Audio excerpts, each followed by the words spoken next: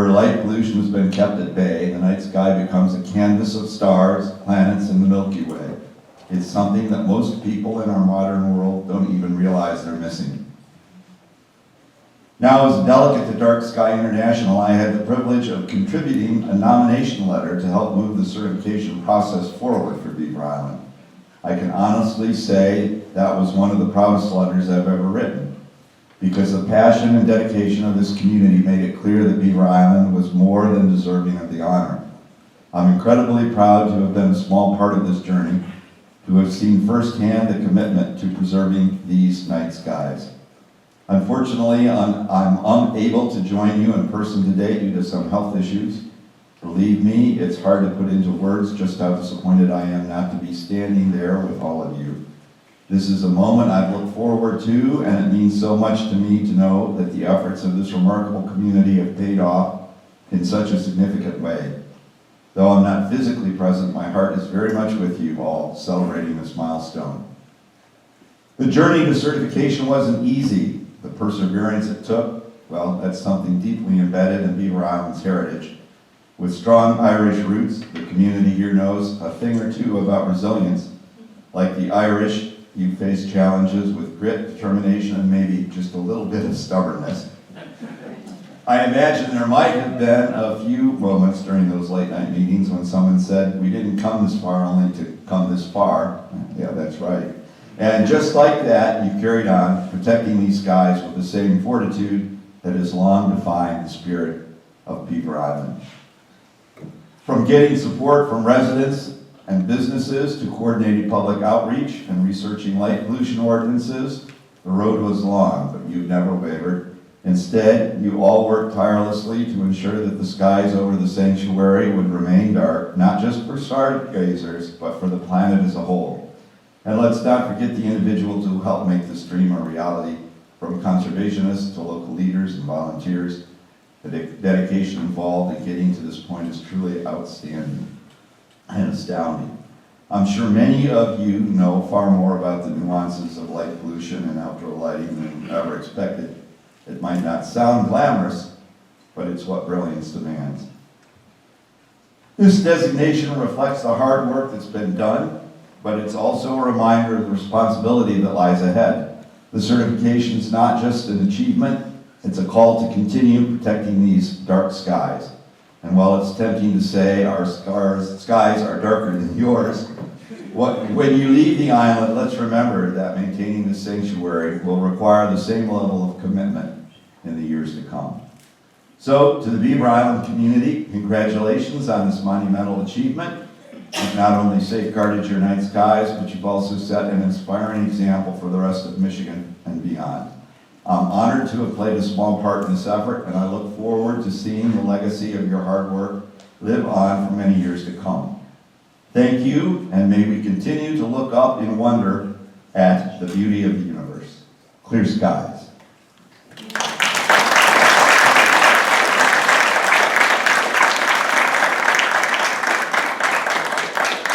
So I will pass that nice warm applause on to Robert, and right now I'd like to welcome Ken Walczak, the Senior Manager of the Alder Planetarium and Dark Sky International Board Member. Of course, the Alder Planetarium in Chicago. So Ken. Oh, there you go.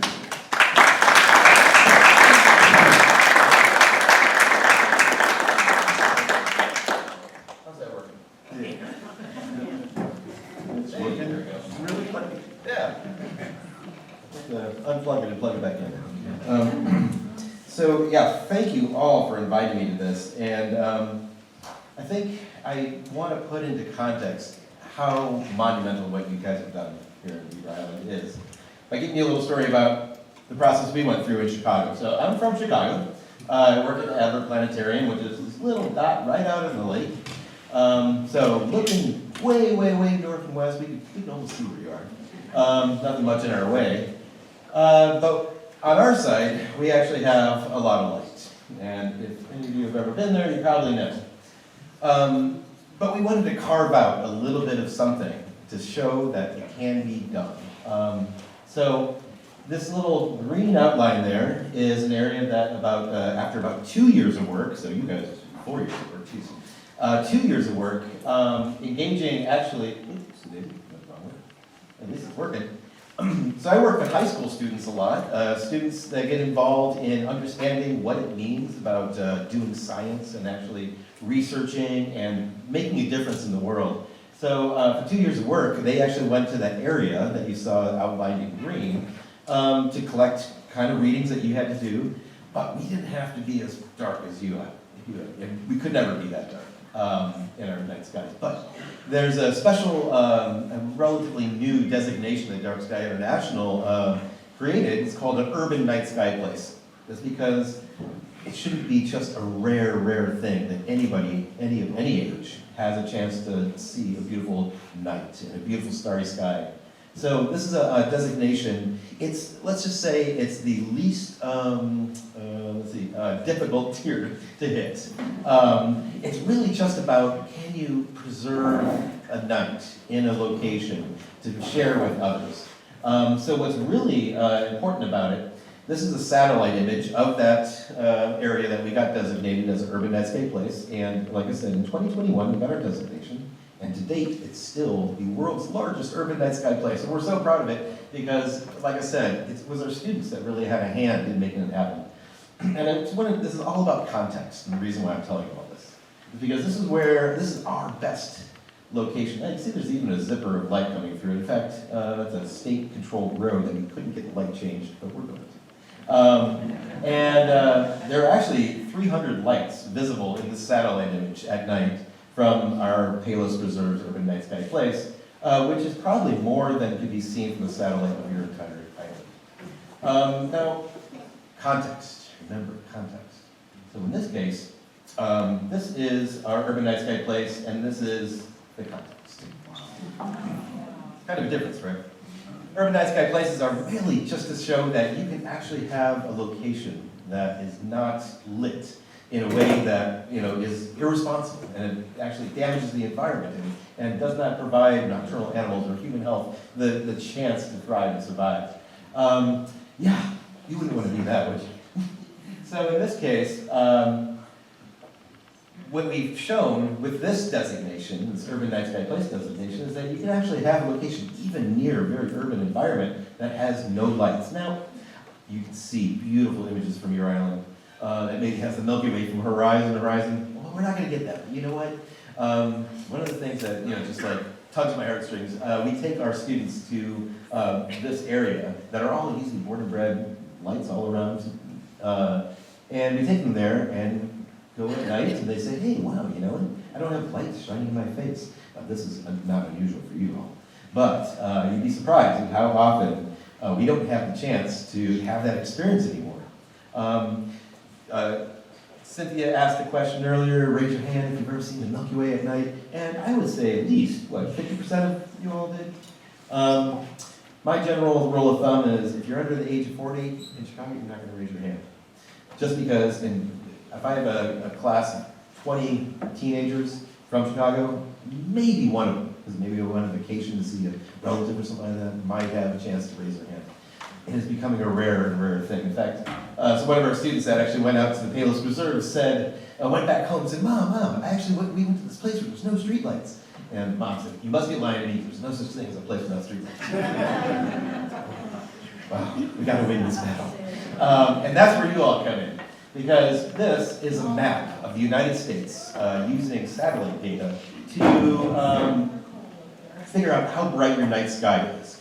Now, just to give you an idea of the scale here, this is obviously the continental U.S. You have to be in an area that's green or bluer or darker to see the Milky Way. Now you notice your little niche up there. Let me get to that. So imagine how many places there's an opportunity for a young person to actually experience what you get to experience here every night. Well, if it's clear. But if we zoom in, here's where I'm from. Very bright white little area of Chicago right there. And what I did was say, if I wanted to see a beautiful night sky, where would I have to go? How far could I go to find populated land that actually has perfect skies? This little circle, as the crow flies, is 275 miles. Let's see, you know what's there? Yep, we are there. By the way, this is the satellite image of Beaver Island.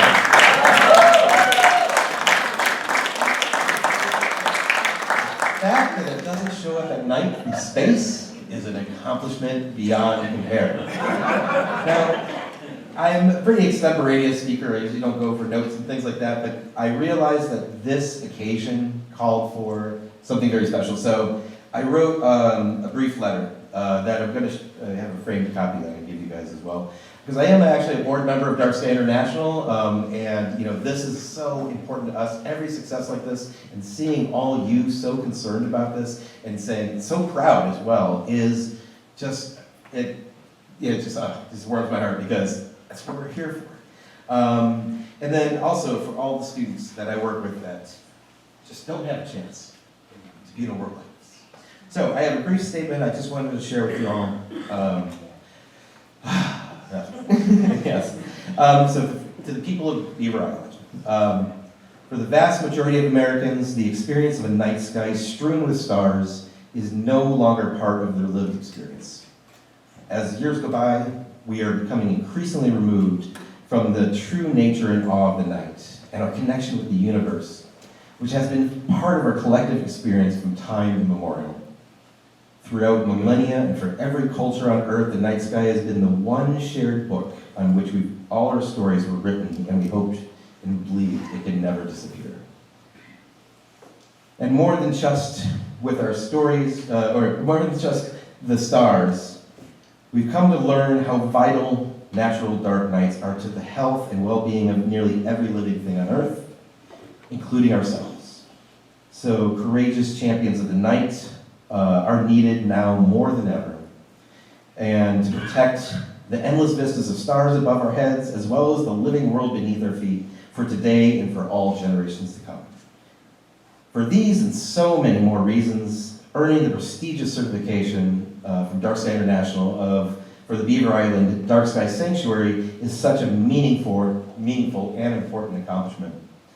It is with great honor and appreciation that I extend a deep thank you and congratulations to all the people of Beaver Island to the incredible effort you have made in protecting the night of our world for everyone on it and for all those yet to come.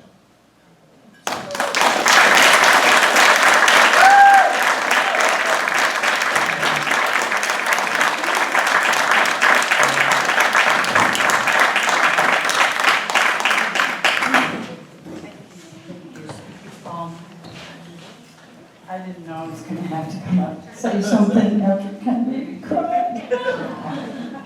Thank you. What an honor, Adler Planetarium, Chicago. And now we're going to hear some really beautiful words from Mary Stuart Adams and a statement from Senator Damoose.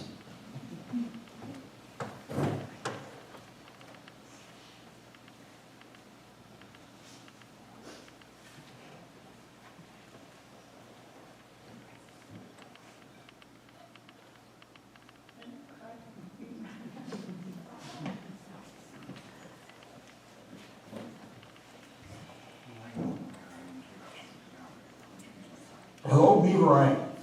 This is a very exciting moment, and I'm so sorry I could not be there with you to celebrate. It sounds like so much fun, and I'm definitely overdue for a visit. Beaver Island is a treasure, and your remote location and way of life have created the perfect environment to be designated as the state's first and only dark sky sanctuary. I've seen those dark skies myself while camping with my family on the island many times. Something that sticks out to me about being a sanctuary as opposed to a park or a reserve is the emphasis on how all of this occurred naturally. You didn't have to create a park and hope for the best. The magical atmosphere that exists only on Beaver Island is authentic and real. It's who you are, and I'm glad people are finally realizing it. I want to specifically thank Robert Parrish for reaching out to our office in September of last year to help get the DNR to sign the agreement that sealed the deal for this certification. It's a rare example of when government just sort of works the way it's supposed to, as we were able to get that turned around in one day, which is definitely a record for government efficiency. I hope the sky is cloud-free for you tonight, And again, I look forward to bringing my family to Beaver Island soon to enjoy the wilderness, to have some good conversations, and of course, sit and stare at the pitch black skies with all of you. Thank you again, and congratulations.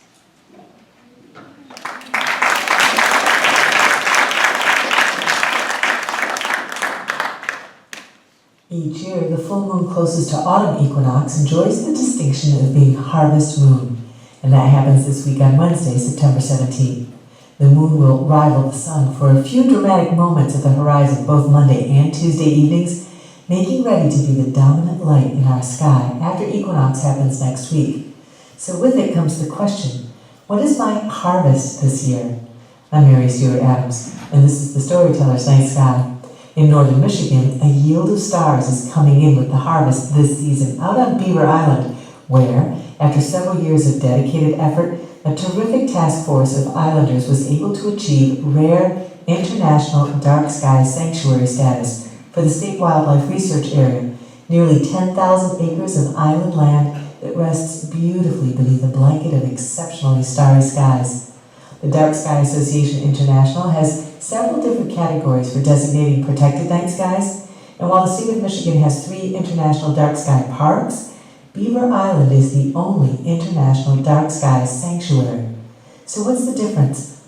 Dark sky sanctuary status is granted to remote locations where there's little threat to the quality of the night sky, like out on Beaver Island, situated as it is on the 5th largest body of fresh water in the world. Now, natural darkness is rapidly disappearing from our world, and with it goes nocturnal habitat, earth resources, and healthy human circadian rhythms. Protecting natural darkness is not just about making it possible to see the stars. That's the beautiful bonus. It's about sustaining the earth in its environment as a being that meditates on the occurrences of the stars. I'm Mary Stuart Adams.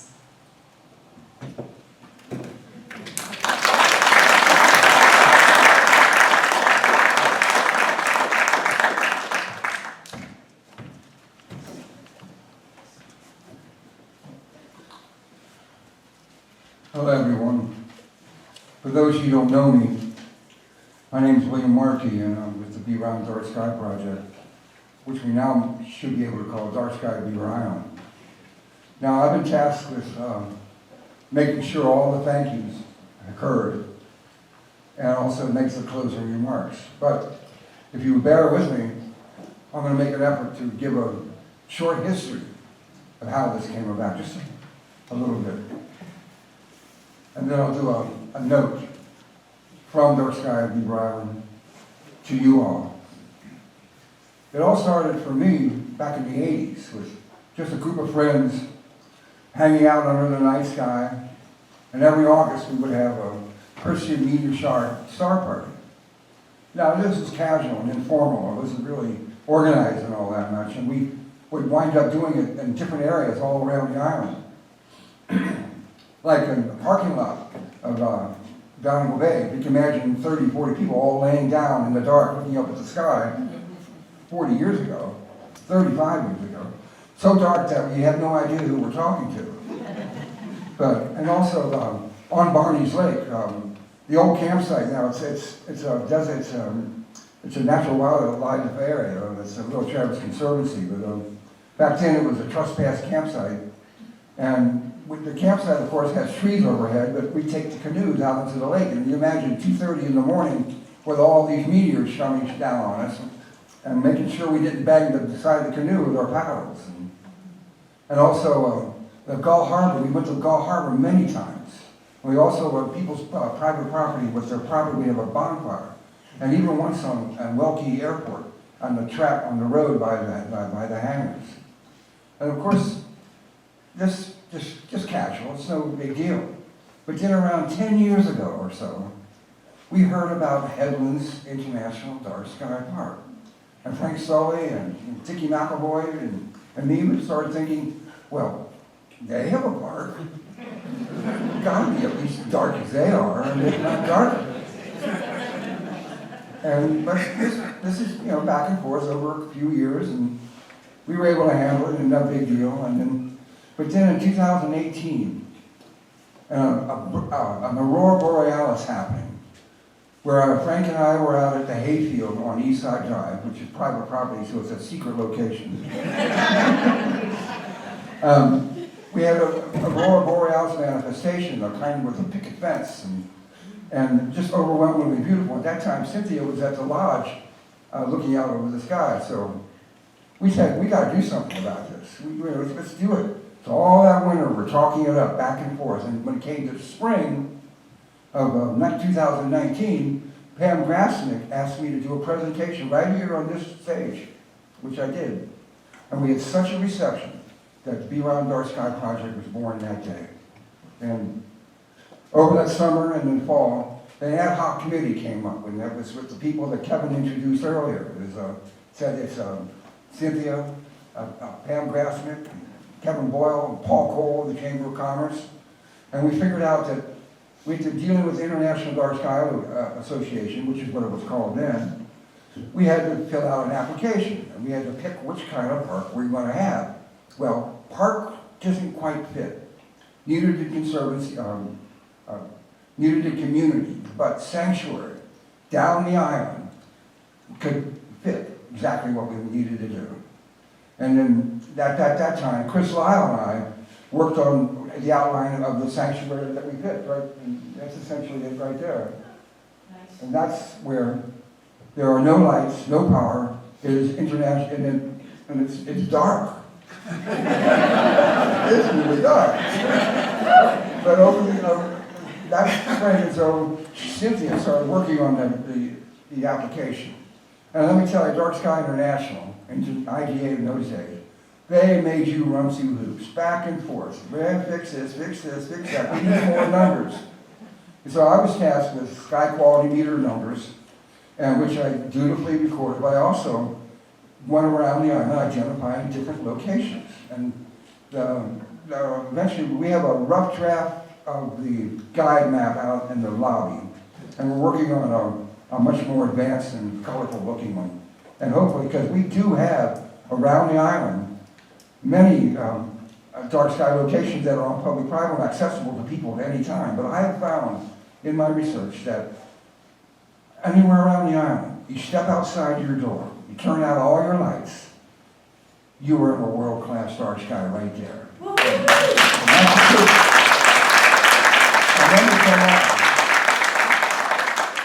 I got to make sure I keep track of where I'm going. During that process, Cynthia contacted Robert Parrish, whose name has come up a number of times, and he helped guide us and help refine the application. But Cynthia had to leave the island, and Anita Mara took over, and she finished, and she, along with Dick Mulvihill, right over here, and then with Robert Parrish, and State Senator Damoose got the DNR to on board.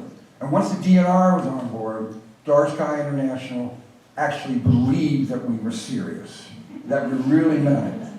And so February 12th, the word came down that they had approved our application this year, and we picked April 8th, the day of the total eclipse, as a day for our announcement worldwide, and we also picked September 20th to be the dedication. And that's why we're here tonight. And I'm not sure where I want to go from that real quick. I'm not sure about the history, but that's essentially the history. There's a bunch of people hanging around out into the sky. And I must say that yes, we're getting thanks for doing this, but I have to say it with a note that, and reading the note that was written for me, which is, this is exactly, oh, by the way, I got to show you this one. If I can make it go. Come on. There's the sign. There's Cynthia and Pam and myself, and that's the sign at the entrance down on the west side. And this, that is a product of the committee. Look at the logos on the bottom, the screw at the top. That's a symbol for the Dark Sky Project. That's who we are now. We are the Dark Sky Sanctuary. But I have to make sure that we thank, go on. This is an updated list. It includes just about everybody who submitted a letter of support, who supported us economically tonight, supported us economically over years, and the photographers. I'm missing Mary Aker. Mary, I didn't get your name on there, but Mary Aker was one of the people submitting to the websites, the pictures and the photos. And that leads me that Dark Sky Beaver Island, yeah, we're thanking us, but we want to thank you. We thank you for coming tonight, to celebrate with us, for joining us, to hear our great speakers from other dark sky places, and perhaps gain a better understanding of exactly what it now means to have an international dark sky sanctuary on the island, to know that we are part of a larger group worldwide that now recognizes our sanctuary as a valuable resource to be cherished and fostered. Thank you to every single person that attended our dark sky events, and on who came out as groups or as single individuals. As a side, I have to stop. We talked about the health issues, we've talked about the economic, but I also have to talk about those geeks who like to take out their scopes. These three right here. They were there back in 21. Tony over here, our telescope guy, and Dave Clark. I think he can do around somewhere.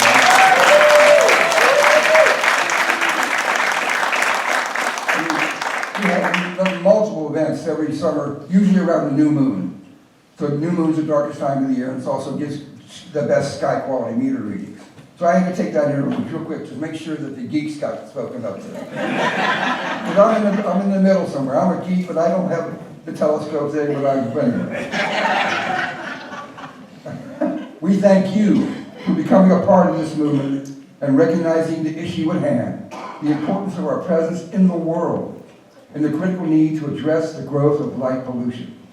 And with our thanks, we ask all of you, after you leave here tonight, to help spread the word about this mission and the goals of Dark Sky International, and help preserve and protect the dark skies of Beaver Island, and help preserve and protect the dark skies everywhere. Thank you.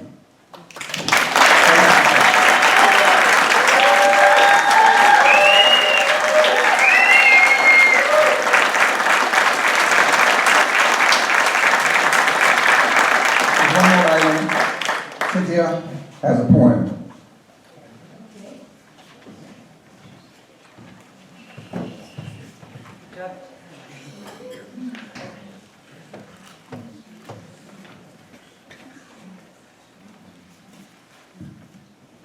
God bless us, everyone.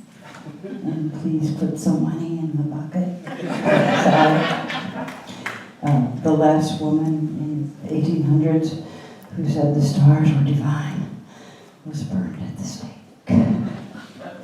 And now, a poem. Oh, there it is. There it is. Pam made me do this. Okay?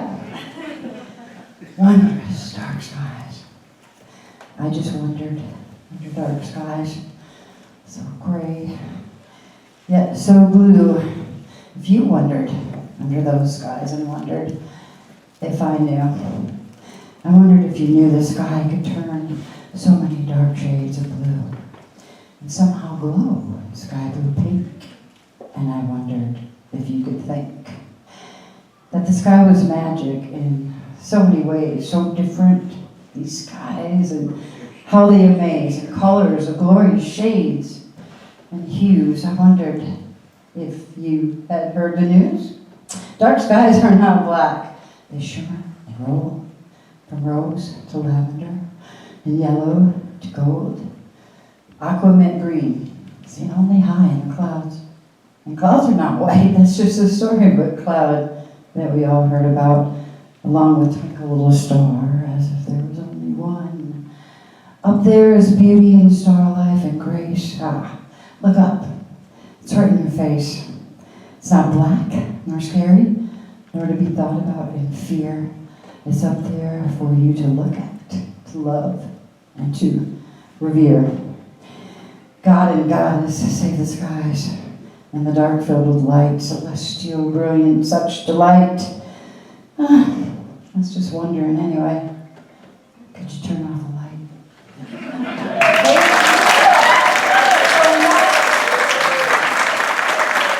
If the sky is clear we'll show you some skies at the lighthouse. If it's not clear, we'll show you what it looks like to live in a place with no stars. Thank you for